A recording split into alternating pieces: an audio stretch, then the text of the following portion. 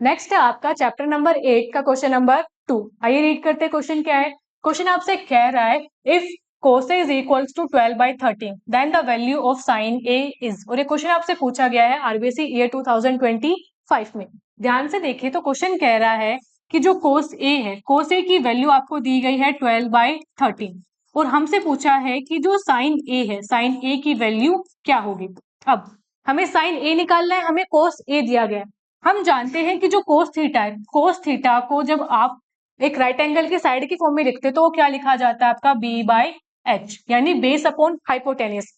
अगर हम कंपेयर करें तो हम यहाँ बता सकते हैं कि यहाँ पे जो H की वैल्यू है वो क्या है आपकी 13 और जो B है, B की वैल्यू क्या दी गई है आपको 12। ये है, हमें क्या फाइंड करना है आपका साइन A। हम जानते हैं कि जो साइन A है इसी फॉर्म में, रेशियोज की फॉर्म में, वो क्या होता है आपका P/H, यानी परपेंडिकुलर अपॉन हाइपोटेन्यूस। तो हमें ये पता लग रहा है अगर आपको साइन ही बताना है तो आपको वैल्यू किसकी चाहिए, परपेंडिकुलर की।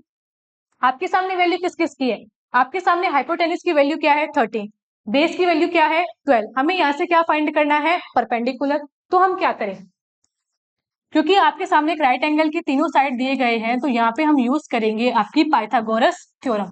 Using Pythagoras theorem.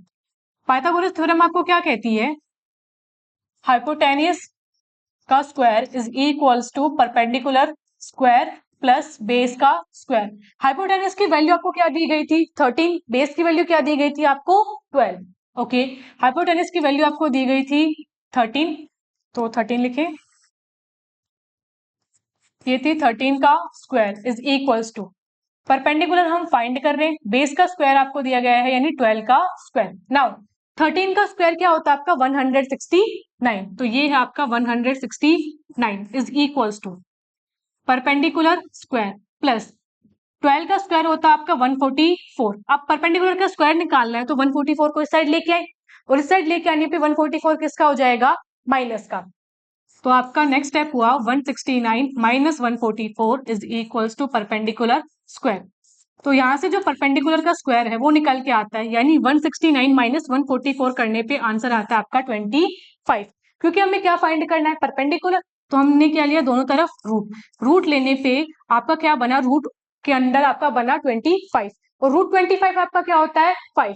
हेंस आपकी जो P है, P की वैल्यू क्या निकल के आई यहाँ से आपकी 5। अब आपके सामने P आ चुका है तो अब हम क्या फाइंड करेंगे, जो क्वेश्चन ने पूछा था आपसे, यानी साइन A।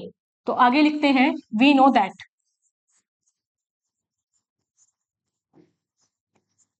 हम जानते हैं साइन ए, साइन ए क्या होता है आपका P/H, यानी परपेंडिकुलर अपॉन हाइपोटेन्यूस।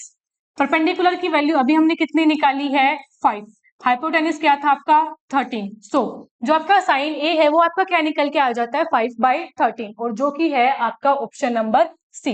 हेंस इस क्वेश्चन के लिए जो करेक्ट आंसर है वो हो जाता है आपका ऑप्शन नंबर सी।